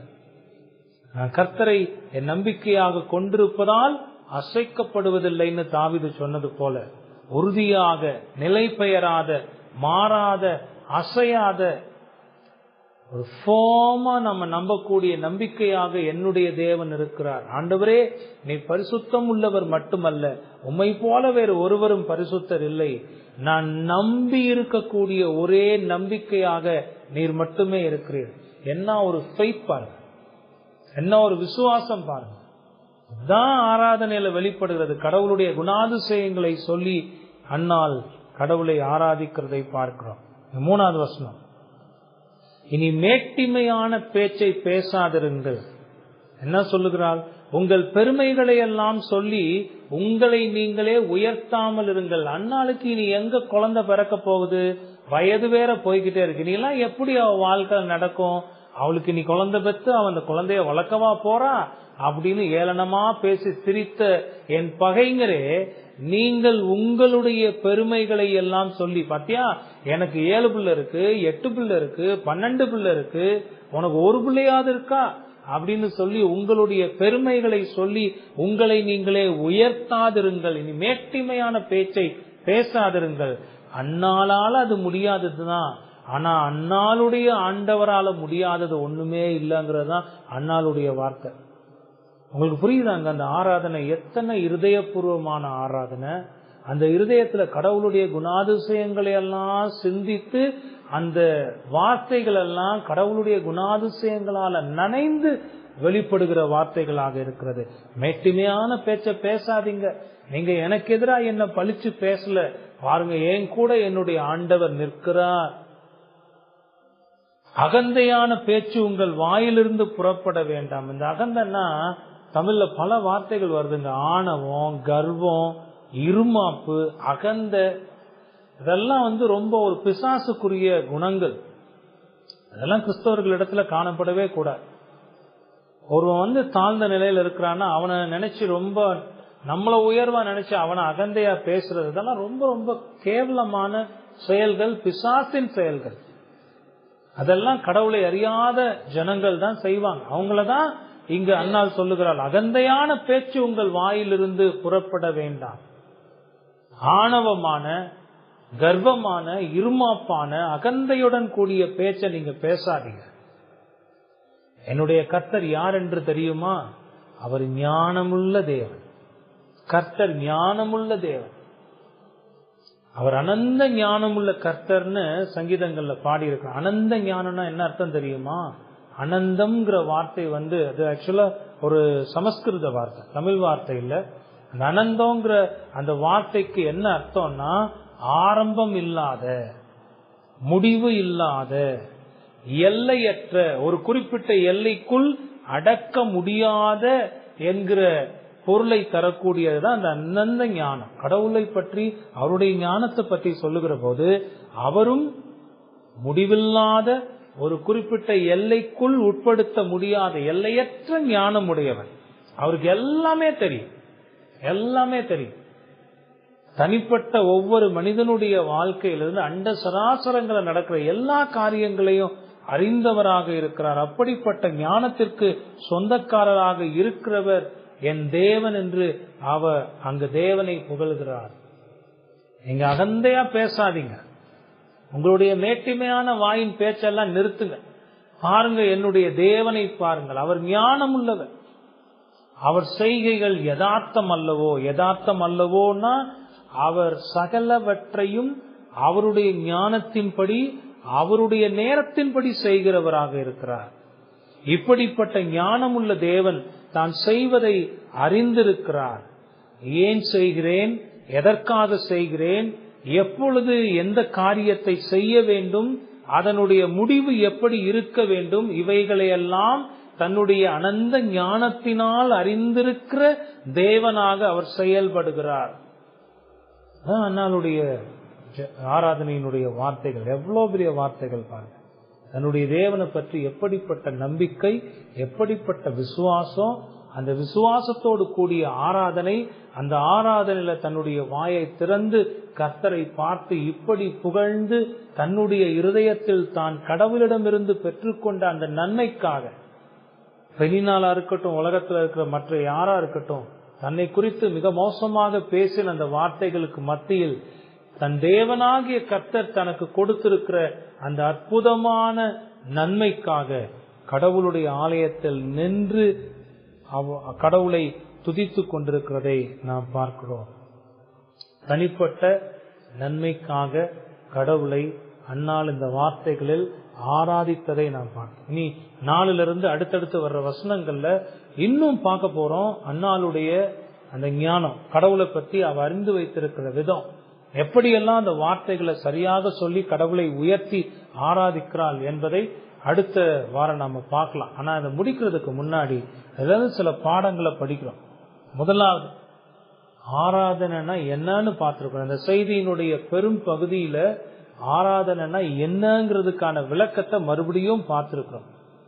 அப்பவே நான் உங்ககிட்ட கேட்ட மாதிரி உங்களுடைய இருதயத்துல ஆராதனைய பத்தின இந்த விதமான சிந்தனை இருக்கா? உங்களுடைய ஆராதனைகள் இப்படிப்பட்டவைகளாக இருக்கின்றதா? உங்களுடைய தனிப்பட்ட ஆராதனையா இருக்கலாம், உங்களுடைய குடும்ப ஆராதனையா இருக்கலாம், அல்லது சபை ஆராதனைகளாக இருக்கலாம். எந்த விதமான ஆராதனைகளாக இருந்தாலும் உங்களுடைய ஆராதனை இப்படிப்பட்டதாக இருக்கிறதா? கடவுளை பற்றிய வேதபூர்வமான அறிவோடு எந்தவித நிர்பந்தமும் இல்லாம உங்க இருதயத்திலிருந்து தானாக முன்வந்து உங்க இருதயம் நன்றி பெருக்கால் நிறைந்து கடவுளுடைய சித்தத்தின்படி அவரை ஆராதிக்கிறவர்களாக இருக்கிறீர்களான்றதை நீங்க யோசிச்சு பாருங்க. ஆராதனை நேரங்கள்ல உங்களுடைய கவனங்கள் எங்க இருக்கிறது? உங்களுடைய செயல்கள் எப்படி இருக்கிறது? உங்களுடைய பார்வை கடவுளை பற்றி எப்படி இருக்கிறது? நீங்க கடவுளை எப்படி ஆராதித்துக் கொண்டிருக்கிறீர்கள்னு யோசிச்சு பாருங்க. மனிதன் படைக்கப்பட்டதின் நோக்கம் என்ன தெரியுமா? எனக்கு பிடிச்சதெல்லாம் செஞ்சு நான் சந்தோஷமா வாழ்ந்து ஆண்டவர் எனக்கு கொடுத்திருக்கிற ரட்சிப்புக்காக நன்றி செலுத்தி பரலோகத்துக்கு போயிருவேங்க, அதாங்க என்னுடைய நோக்கம். அதுவா? அது இல்லை. நம்முடைய வினாவிடை போதனைகள்ல முதல் கேள்வி, மனித வாழ்வின் முக்கிய குறிக்கோள் என்ன? மனிதன் எதுக்காக இந்த உலகத்துல வாழணும்? நீங்களும் நானும் எதுக்காக இந்த உலகத்துக்கு வாழணும்? ரெண்டே காரணம் தான். தேவனை மகிமைப்படுத்துவதும் அவரை அனுபவிப்பதும். எப்படி அவரை மகிமைப்படுத்த முடியும்? அவரை பத்தி தெரியாம எப்படி அவரை மகிமைப்படுத்த முடியும்? அவர் யார்? அவர் எதை விரும்புகிறார்? அவர் எதை வெறுக்கிறார்? அவருடைய நோக்கம் என்ன? என் வாழ்க்கையில அவருடைய நோக்கம் என்ன? அதெல்லாம் தெரியாம எப்படி நீங்க கடவுளை மகிமைப்படுத்த முடியும்? அது தெரியாம கடவுளுடைய நன்மைகளை உங்க வாழ்க்கையில எப்படி அனுபவிக்க முடியும்? யோசிச்சு பாருங்க. அப்ப எவ்வளவு கடவுளை பற்றிய அறிவில் வளர வேண்டியவர்களாக இருக்கிறோம். இந்த ஆராதனையில இன்னும் எவ்வளவு சிறக்க வேண்டியவர்களாக இருக்கிறோம். இதுக்காக நம்ம கண்ணீர் விட்டு ஜெபம் பண்ண, ஆண்டவரே இந்த விதத்தில் நான் உம்மை ஆராதிக்க உதவி செய்யுங்க ஆண்டவரே. என்னுடைய ஆராதனை காணல் நீரை போல இருக்கக்கூடாது ஆண்டவரே. நான் என் பார்வைக்கு பார்ப்பதற்கோ மற்றவர்களுடைய பார்வைக்கு பார்ப்பதற்கோ ஒரு நல்ல ஆராதனை செய்கிறவனை போல ஒரு பார்வைக்கு ஆராதனை செய்கிறவனாக இல்லாம நீ சொல்லி இருக்கிறதின்படி என் முழு மனதோடும் என் முழு பலத்தோடும் என் முழு ஆத்மாவோடும் உண்மை ஆராதிக்க உதவி செய்யுங்க ஆண்டவரே. இந்த சிந்தனை இருந்தா அந்த வாழ்க்கை எவ்வளவு சிறப்பா இருக்கும்ல. இதை விட வேற என்னங்க வாழ்க்கையை நல்லா இருக்க முடியும் இந்த உலகத்துல? கடவுளோடு கைகோர்த்து வாழ்கிற வாழ்க்கை, அவரோடு இணைந்து வாழ்கிற வாழ்க்கை, வாழ்க்கையே இடைவிடாத ஆராதனை. அப்ப தேவன் ஏனோக்கு நடந்ததை போல அவ்வளோ அருமையான ஒரு வாழ்க்கை. எது இல்லாதிருந்தும் வாழ்க்கையில கடவுளுடைய பிரசன்னத்தினால் கிடைக்கிற அந்த ஆனந்தம், அன்னால் அன்னைக்கு இருதயத்துல அனுபவிச்ச அந்த ஆனந்தத்தினால் இப்படி கடவுளை ஆராதித்து வாழ்கிறவர்களுடைய வாழ்க்கை இருக்கும். இதெல்லாம் புரிஞ்சு கொண்டு உங்களுடைய வாழ்க்கையில என்னென்ன மாற்றங்கள் செய்யணுமோ அதெல்லாம் செய்யணும். உங்களுடைய தனிப்பட்ட ஆராதனையை இப்படி வைத்துக் கொள்ளணும். உங்க குடும்ப ஆராதனை, சபைக்கு வருகிற போது எல்லா காவலோடும் உன் இருதயத்தை காத்துக்கொள்ள வேதம் சொல்லுகிறது போல உள்ள வந்த பிறகு என்னுடைய நோக்கம் என்னுடைய ஆண்டவரை ஆராதிப்பது. அதுல கவனத்தோடு இருந்த அதை அன்னாளுடைய ஆராதனை நமக்கு நினைவுபடுத்துகிறது. இரண்டாவது, அன்னாளுடைய ஜெபத்துல கடவுளுடைய குணாதிசயங்களை அவள் விவரித்து போற்றுகிறதை இங்கு கவனித்து பார்த்தோம். 3 வசனங்கள்ல கடவுளுடைய முதன்மையான குணங்களாக இருக்கிற அவருடைய பரிசுத்தத்தை பற்றியும் அவருடைய நீதியை பற்றியும் அவருடைய ஞானத்தை பற்றியும் அவ புகழ்ந்து கடவுளை அங்கு ஆராதிக்கிறத நாம பார்க்கிறோம். ஜெபம் உடனே எத்தனையோ பேருக்கு என்ன நினைப்பு வருதுன்னா, நேரா போன உடனே ஆண்டவர்கிட்ட எனக்கு என்னென்னலாம் தேவையோ அதெல்லாம் சொல்லி மளிகை லிஸ்ட கையில கொடுத்துட்டு வந்துடணும். அவர் என் ஜெபத்துக்கு நிச்சயம் பதில் தரணும். காலையில கேட்டுட்டா மதியம் தரணும். ஒருவேளை மதியம் தவற எனக்கு சாயங்காலம் வரணும். சாயங்காலம் வரலன்னா நைட்டு போய் ஆண்டவர்கிட்ட மறுபடியும், என்ன ஆண்டவரே காலையிலேயே கேட்டேன், மதியம் வரும்னு நினைச்சேன் வரல, சாயங்காலமாவது வரும்னு நினைச்சேன் வரல, இப்போ வரைக்கும் வரலையே ஆண்டவரேன்னு. என்னமோ நம்ம ஜெபம் பண்ண உடனே ஆண்டவர் நம்முடைய ஜெபத்தை கேட்டு உடனே பதில் தருவதற்கு அவருக்கு ஒரு கடமை இருக்கிற மாதிரி. நீங்க யோசிச்சு பாத்தீங்களா? நீங்க செய்யற ஜெபத்துக்கு ஆண்டவர் உங்களுக்கு ஏதாவது செய்யணும்னு இருக்கா? கட்டாயம் இருக்கா? கட்டாயம் இருக்கா? ஆமாங்க இருக்குன்னு நினைச்சீங்கன்னா போச்சு, அவ்வளவுதான். நீங்க கடவுளை பத்தி தப்பா புரிஞ்சு வச்சிருக்கிறீங்கன்னு அர்த்தம். கடவுளுடைய சமூகத்தில் போய் நின்று நீங்கள் கேட்கிற எதையும் உங்களுக்கு செய்வதற்கு கடவுள் கடமைப்பட்டவர் அல்ல.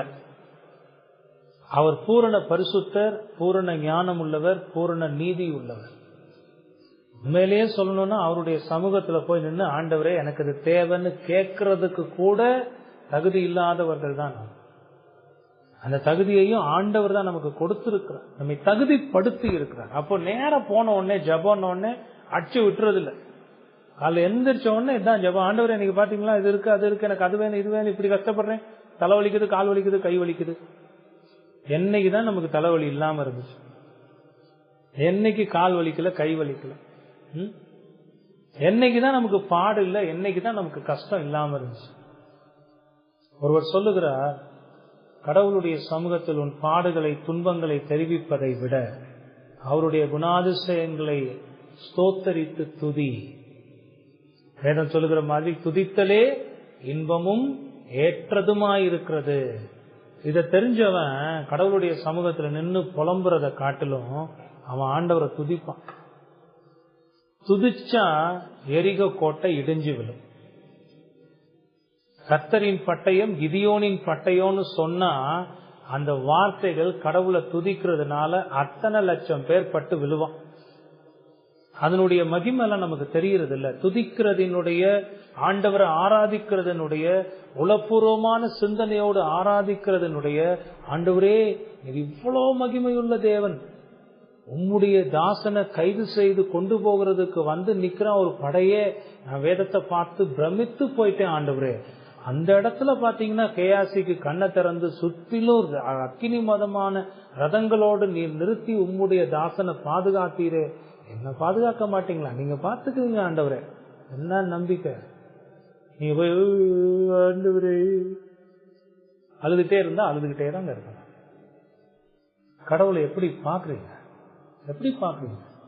உங்க ஆராதனை எப்படி இருக்கு? ஆண்டவரே அப்படிப்பட்ட வல்லமையான செயல். யோனா பாவம் செஞ்சாத ஆண்டவரே, நான் வாசிச்சேன், அவருடைய பாவத்துக்காக நீங்க தூக்கி கடல்ல போட்டு, ஆனாலும் நீங்க பாத்தீங்கன்னா அந்த மீனை, என்ன ஆச்சரியம் ஆண்டவரே, என்ன ஒரு பிரமிப்பு. ஏங்க உங்க ஜெபம் அப்படி மாற மாட்டேங்குது? ஏங்க உங்க இருதயம் அப்படி உணர்ந்து கடவுளை துதிக்க மாட்டேங்குது? இன்ன வரைக்கும் மூச்சோட, கண்ணு பார்வையோட, நாக்கு ருசியோட, காதுல கேட்கறதோட, உயிரோட வச்சிருக்கிறாரு. இந்த துன்பங்களா பெருசு? துன்பங்களை விட கடவுள் பெரியவர். உலகத்துல இருக்கிற மனுஷன் சொல்றான், உன் துன்பத்தை உன் கண்ணுகிட்ட வச்சு பார்த்தேன்னா ரொம்ப பெருசா தெரியுமா, அத தூரத்துல வச்சு பாரு அது ரொம்ப சின்னதா தெரியும். சாதாரண உலகத்துல இருக்கிற மனுஷன் சொல்றான். ஆனா இஸ்ரவேலின் தேவன் என் தேவன் சொல்லிக்கிட்டு ஒரே குய்யோ முய்யோன்னு புலம்புற. பாருங்க, கடவுளை குறிச்சு தெரிஞ்சாதாங்க கடவுளை சரியா ஆராதிக்க முடியும். பெரிய நெருக்கடி வந்துருச்சு, நிர்பந்தம் வந்துருச்சு, மரணம் வந்துருச்சு, மரண படுக்கையில படுத்துக்கிட்டு இருக்கீங்க. ஆண்டவரே ஆண்டவரே இன்னும் கொஞ்சம் எனக்கு நாட்களை கொடுங்க ஆண்டவரே, நமக்கு சுத்தமான. அப்பயும் யார நினைச்சு பார்க்கலாம்? யார நினைச்சு பார்க்கலாம்? எசேக்கியாவை நினைச்சு பார்க்கலாம். தீர்க்கதரிசி வந்து சொன்ன உடனே இருதயமே நொறுங்கி போச்சு, அவர் கண்ணீர் விட்டு அழுகிறார். ஆண்டவரே அவருடைய ஜெபத்தெல்லாம் கேட்டீங்க, எனக்கு இன்னும் கொஞ்சம் அதெல்லாம் செய்யலாம் இருக்கு, இருந்தாலும் ஆண்டவரே நீங்க உங்களுடைய ஞானம், உங்களுடைய பரிசுத்தம், உங்களுடைய நீதி எல்லாத்தையும் நீங்க தீர்மானித்திருக்கீங்க. இந்த மரண படுக்கையில் நான் மரித்து போவது உம்முடைய சித்தமானால் அது என் பாக்கியம் ஆண்டவர். ஏன்னா நம்ம இருந்துதான் இங்க காரியத்தெல்லாம் தலைகளை நிப்பாட்டணும்ன்றதே கிடையாது. நிறைய பேருக்கு அது ஒரு நினைப்பு. அப்படி புரியுதா? நான் இல்லைன்னா அந்த வீட்டுல பாத்திரத்தை யார் விளக்குவா? நான் இல்லைன்னா யார் துணி துவைப்பா? நான் இல்லைன்னா அந்த வீட்டை யார் நிப்பாட்டுவா? உலகம் கடவுளுடைய திட்டத்தின்படி அதுவாக இயங்கிக் கொண்டே அவர் செய்வார். கடவுளை பத்தி புரிஞ்சவன் நான் இல்லைன்னா யார் செய்வான், நான் இல்லைன்னா யார் செய்வான்? உங்களை கொண்டு ஆண்டவர் செய்கிறத அவர் செய்வார். எப்போ உங்களை எடுக்கணும்னு நினைக்கிறாரோ அப்ப எடுத்து விடுவார். கடவுளை பற்றிய சிந்தனை சரியில்லாமல் இருப்பதுதான் ஜெபத்திலையும் ஆராதனையிலையும் இவ்வளவு குறைவுகளுக்கு காரணம். உங்களுக்கு புரியுதா? அண்ணால் ஜெபம் பண்ணா ஆண்டவர்கிட்ட அவளுக்கும் வேதனை இருந்தது, துக்கத்தோட ஜெபம் பண்ணா, ஜெபம் பண்ணி முடிச்சு கண்ணீரை தொடச்சிட்டு போன பிறகு அவ என்னவா இல்ல, துக்கமுகமாக இருக்கவில்லை. அவளுடைய இருதயம் கடவுளுடைய சமாதானத்தால் நிறைந்திருந்தது. அப்ப துக்கத்தோடு இருந்த அண்ணால் இன்னைக்கு எவ்வளவு கம்பீரமாக ஆண்டவர் ஆராதிக்கிறா பாருங்க. அப்போ ஜெபம்ங்கிறதும் ஆராதனைங்கிறதும், நிறைய பேர் ஆராதனைக்கு எதுக்கு வர்றதுன்னா, நான் ஆலயத்துக்கு போய் ஜெபம் பண்ணா ஆண்டவர் என் ஜெபத்தெல்லாம் கேட்டு எனக்கு உதவி செய்வார். எங்கிருந்து ஜெபித்தாலும் ஆண்டவர் கேட்பார், எங்கிருந்து ஆராதனை பண்ணாலும் ஆண்டவர் கேட்பார். ஆனா அந்த ஆராதனை எப்படி இருக்கணும்? கர்த்தருடைய ஜெபத்துல நம்ம பார்த்தோமா இல்லையா? முதல்ல அவரை துதிக்கணும், அவரை உயர்த்தணும். அண்ணால பார்த்து கத்துக்கோங்க உங்களுடைய தேவைகள். நீங்க ஆண்டவரை துதிக்கும் போதே அந்த துதி உங்களுக்கு விடுதலையை கொடுக்கும். ஆண்டவரை தியானிக்கிற தியானம் உங்களுக்கு இன்பமா இருக்கும் போதே இதெல்லாம் ஒண்ணுமே இல்லைன்னு போயிடும். ஏதோ ஒண்ணு உங்க மனசை கஷ்டப்படுத்திக்கிட்டே இருக்கா, நீங்க கடவுளை குறிச்சு ஆராய்ஞ்சு பாருங்க, அவரை பத்தி சிந்திச்சு பாருங்க, அவருடைய சிந்தனைகளால் உங்களுடைய எண்ணங்களை நிரப்புங்க. நீங்க எதை பத்தியும் கவலைப்பட மாட்டீங்க, உங்களுக்கு எந்த கவலையும் இருக்கு. ஆண்டவர் மீது ஒரு அளவில்லாத ஒரு யான பலத்தோட ஒரு பெரிய நம்பிக்கை. அதெல்லாம் ஆண்டவர் பார்த்துக்கோ, நீங்க கேட்க கூட மாட்டீங்க. சில நேரங்கள்ல இதை போய் நம்ம அவர்கிட்ட கேட்கறதா, என் தேவனுக்கு தெரியாதா, அவர் பார்த்து செய்வார், தேங்க்யூ டேடின்ட்டு போயிடுவான். அவன் பாட்டுக்கு சந்தோஷமா இருப்பான், புலம்ப மாட்டான். அண்ணால இங்க பார்க்கணும், ஆண்டவரை அவருடைய குணாதிசயங்களை சொல்லி துதித்து அவர் போட்டு, இதெல்லாம் நம்ம பாடங்களை கத்துக்கணும். மூணாவது, அன்னாளுடைய வாழ்க்கையில இன்னொன்னு கத்துக்க வேண்டியது என்ன தெரியுமா? அவ தன்னுடைய துன்பமான நேரத்திலும் தன்னுடைய மகிழ்ச்சியின் உச்சத்திலும் வேற யாரை காட்டிலும் அவ கடவுளை அதிகமாக சார்ந்து கொண்டாள். எல்கானா சொல்றான், ஏமா நீ ஏமா அழுதுகிட்டே இருக்கிற? 10 பிள்ளைய பார்க்கல, நான் பெரியவன் இல்லையா உனக்கு? அனுசரணையாக அருமையான வார்த்தைகளை சொல்லி நம்மளை தேற்றக்கூடிய நல்ல உறவுகள் எல்லாம் நம்ம கூட இருக்கலாம். ஆனா கடவுளை போல ஒரு உன்னதமான உறவை நீங்க எங்கேயுமே பார்க்க முடியாது. அண்ணாளுக்கு அது நல்லா தெரிஞ்சிருது. கொஞ்சம் யோசிச்சு பாருங்க, அண்ணாளை பத்தி இது வரைக்கும் நீங்க பார்த்த பார்வையும் இப்போ அண்ணாளை பார்க்கிற பார்வையும் எப்படி கடவுளோடு சேர்ந்து பரிணமிக்கிற ஜொலிக்கிற ஒரு அருமையான ஒரு பெண்ணாக இங்க அண்ணாளை பார்க்கிறோம். துன்பத்தின் போதும் கர்த்தருடைய ஆலயத்தில் கர்த்தரிடத்துலதான் அதை சொன்னாங்க. வேற யார்கிட்டையும் போய் புலம்பி ஏலிட்ட கூட சொல்லல. ஏலி கர்த்தருடைய ஆசாரியனாக அங்க ஆலயத்தில் இருக்கிறான். அவட்ட கூட ஐயா அந்த மாதிரியா நான் ரொம்ப கஷ்டப்படுறேயா, பல வருஷமா அப்படி போட்டு நான் பாடாப்படுத்துறாங்கய்யா, கொஞ்சம் ஆண்டவர்கிட்ட எனக்காக ஜெபம் பண்ணுங்கய்யா. ஏலியாத்தான் பார்த்து கேட்டோம். அண்ணாளுடைய நேரடி அப்ரோச் என்ன தெரியுமா? கடவுள். எல்கானா நல்ல சப்போர்ட்டிவ் ஹஸ்பண்டா இருந்த போதுல அவருடைய துன்பங்கள் வேதனைகள் எல்லாவற்றையும் கொட்டி ஊற்றக்கூடிய இருதயத்துக்கு, அதனாலதான் ஜான் பனியன் சொல்லுவார், ஜெபம்ங்கிறது இருதயத்தை பிளந்து இருதயத்தின் உணர்வுகளை எல்லாம் கொட்டிவிடக்கூடிய இடம் கடவுளிடத்துல. இத மட்டும் நீங்க உங்க வாழ்க்கையில கத்துக்கிட்டீங்கன்னு வைங்களேன், நீங்க வேற எந்த மனுஷனையும் போய் பார்த்து பேச மாட்டீங்க, புலம்ப மாட்டீங்க, கவலைப்பட மாட்டீங்க. ஒருத்தட்டையா சொல்லிட்டு இப்படி ஆயிப்போச்சுப்பா, அவர் இப்படி பேசிட்டாருப்பா, அவர் இப்படி செஞ்சுட்டாருப்பா, இது இப்ப நடந்துரும் நினைச்சேன் நடக்காம போச்சுப்பா. வேற யாராவது உங்ககிட்ட என்னப்பா உனக்கு இப்படி வந்துடும் நினைச்சேன், உனக்கு வராம லிஸ்ட்லயே பேர் இல்லையாமே அப்படின்னா, அச்சோ ஆமா நானும் ரொம்ப எதிர்பார்த்தேன், என்னமோ அழுதுட்டு போறவன் இல்லை.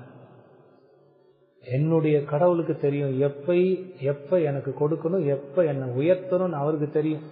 அவனுக்கு சாட்சியா சொல்லி கடவுளை பத்தி சொல்றதுக்கு ஒரு வாய்ப்பா கடவுளுடைய பிள்ளை அதை மாத்துவான். அவன் இருதயத்துல துக்கப்பட மாட்டான், வேதனைப்பட மாட்டான், சஞ்சலப்பட மாட்டான். அவனுக்கு தெரியும் துன்ப நேரத்தின் போதும் சந்தோஷம் வந்துருச்சு, அந்த சந்தோஷத்துல போய் ஆண்டவர்கிட்ட தலகால் புரிய. சந்தோஷம் வந்தவொடனே நிறைய பேருக்கு ஆண்டவரை நினைக்கிறதே இல்லை இன்னைக்கு உலகத்துல. ஐயோ ஆண்டவரே ஒரு வேலையே இல்லை, ஆண்டவரே ஒரு வேலையை கொடுங்க ஆண்டவரேன்னு சொல்லி அவரை கொய்யோ முறையோன்னு பிடிக்கிறது. ஆண்டவர் என்ன செய்வார்? சரி போன ஒரு வேலையை கொடுத்துருவார். வேலை கொடுத்த பிறகு மாசம் என்னது தசம பாகம் வைக்கணுமா, இவ்வளவு வைக்கணுமா யோசிக்கிறது. காணிக்கை இவ்வளவு போடுறது. இந்த காணிக்கை போடும் போது வர்ற பிரச்சனை பாருங்க. சிலதை கேள்விப்பட்டேன். காலையில அடிப்படி சண்டை. கடுகு டப்பால் இருக்கா, உளுந்து வெந்தய டப்பால் இருக்கா, எது சில்லறை காசு, சீக்கிரம் எடுங்க வாங்க ஓடுங்க. ஏன்னா அதெல்லாம் தீர்மானிக்கிறது இல்ல. ஆராதனையின் ஒரு பகுதி காணிக்க. கடவுள் உங்களை எவ்வளவாக ஆசீர்வதித்து வைத்திருக்கிறாரோ அவனவன் விசனமாயும் அல்ல கட்டாயமாயும் அல்ல, மன விருப்பத்தின்படி அவருக்கு கொடுக்கிறோங்கிறதுல உன்னதமா நினைச்சு கொடுக்கணும். இதெல்லாம் எவ்வளவு ஒரு குரூக்கட் மைண்ட் இல்ல இப்படி எல்லாம் சிந்திச்சுட்டு வர்றது. அவசரத்துக்கு இல்ல அந்த ரூபாயை போட்டு சத்தமெல்லாம். 1 ரூபாயும் காசு தான். 2 காசு போட்ட அந்த பெண்ணை ஆண்டவர் ரொம்ப உயர்வா போற்றினார். என்ன இருதயத்தோட போடுறோம்னு இருக்கு, அதுதான் முக்கியம். ஆனா அதே சமயத்துல ஆராதனைக்குரியதை தகுதிப்படுத்தி தயார்படுத்தி ஆராதனைக்கு வராம இருக்கிறது ஆபத்து. அதையும் இங்க படிக்கிறோம். எல்லாம் யார்? அன்னால் ஒரு பெண்ணாக இருந்து அவளுடைய ஆராதனை இதெல்லாம் நமக்கு சொல்லி தருகிறது. துன்பமான நேரத்துல ஆண்டவர்கிட்ட ஜெபம் பண்றது மட்டும் இல்லாம இன்பமான நேரத்தில் அவரை அண்டிக் கொண்டு, ஆண்டவரே நான் கேட்டேன், நீ கொடுத்தீர், நான் பெற்று அனுபவிக்கிறேன். ஒவ்வொரு நன்மையையும் அனுபவிக்கும் போது 3 நாள் காய்ச்சல் நாக்கு ருசியை இழந்து போச்சு. எல்லாரும் சொல்றாங்க அருமையா இருக்கு இன்னைக்கு நல்லா செஞ்சிருக்கீங்க, என்ன டேஸ்ட், உப்பு புளி காரம் எல்லாம் பெர்ஃபெக்டா இருக்குங்கன்னு சொல்றாங்க. நீங்க சாப்பிடுறீங்க ஒண்ணுமே தெரியல, லேசா கண்ணில் ஒரு கண்ணீரோட, ஆண்டவரே நாக்குல ஒண்ணுமே ருசி தெரியல, இதை கொஞ்சம் மாத்துங்க. ஒரு அல்ப ஆசை ஆண்டவர் மாத்திடுவார். அடுத்த நாள் பாத்தீங்கன்னா மாம்பழ சீசன், ஒரு நல்ல மாம்பழம். அந்த மாம்பழத்தை சாப்பிடும் போது அந்த கடிச்சு அந்த ருசியை எடுக்கும் போது, ஆண்டவரே என்ன நன்மை ஆண்டவரே, செத்து போன நாக்குக்கு உயிர் கொடுத்து ருசியை கொடுத்தீங்க ஆண்டவரே, இந்த பழத்தை என் கையில நான் சாப்பிட்டு ருசிக்கிறதுக்கு உதவி செஞ்சீங்க ஆண்டவரே நன்றி சொல்லக்கூடிய ஒரு இருதயம் இருக்கா? மூசுன்னு அந்த பழத்தை தின்னு முடிச்சு கைய கழுவி தூக்கி போட்டு அங்க ஓடிடுவேன். அதெல்லாம் இருக்கா இல்லையா நடக்கிறத? ஒரு சின்ன உதாரணத்துக்கு சொல்றேன். இந்த மாதிரி ஒவ்வொரு விஷயத்தையும் யோசிச்சுப்பாங்க. வாழ்க்கையே கடவுளை ஆராதிக்கிறதாக இருந்தா எல்லா நேரங்களையும் கடவுளை ஆராதித்துக் கொண்டே இருப்போம். அந்த ஆராதனையினுடைய இன்பம் தாங்க நம்ம வாழ்க்கையில சந்தோஷத்தை கொடுக்கும். அண்ணாளுடைய ஆராதனை இதெல்லாம் நமக்கு கற்றுத்தருங்க. உங்களுக்கு புரியுதா? உங்க வாழ்க்கையில தேவையான மாற்றங்களை கொண்டு வாங்க. எதுக்கோ வெட்டித்தனமா நேரத்தை செலவழிக்கிறதெல்லாம் அதுக்கெல்லாம் ஒரு முற்றுப்புள்ளி வைங்க. வேலைக்கு போறீங்களா, முழு மனசோட முழு பலத்தோட வேலை செய்யுங்க. வீட்டுக்கு வந்தீங்களா, குடும்ப காரியங்களை எல்லாம் ஒழுங்குபடுத்தி செய்யுங்க. நேரத்தை ஒதுக்கி ஆராதனை செய்யுங்க. உங்க வேலையில நீங்க ஒழுங்கா இருக்கிறது கர்த்தருக்கு ஆராதனை. உங்க குடும்பத்தின் காரியங்களை ஒழுங்குபடுத்தி செய்கிறது கர்த்தருக்கு ஆராதனை. ஆராதனை உங்க வாழ்க்கையோடு சம்பந்தப்பட்டது. ஏதோ ஞாயிற்றுக்கிழமை போயிட்டு வர்றது மட்டும் ஆராதனை இல்லை, அது வாழ்க்கையோடு இணைந்து இருக்கிறது. அதெல்லாம் அண்ணாளுடைய இந்த ஆராதனையின் மூலமாக நாம் கற்றுக்கொள்கிறோம். ஆண்டவர் இந்த வார்த்தைகளை ஆசீர்வதித்து தரட்டும். நம்ம வாழ்க்கையே ஆராதனையாக இருக்க ஆண்டவர் நமக்கு உதவி செய்யணும். நம்ம ஜெபம் பண்ணலாம்.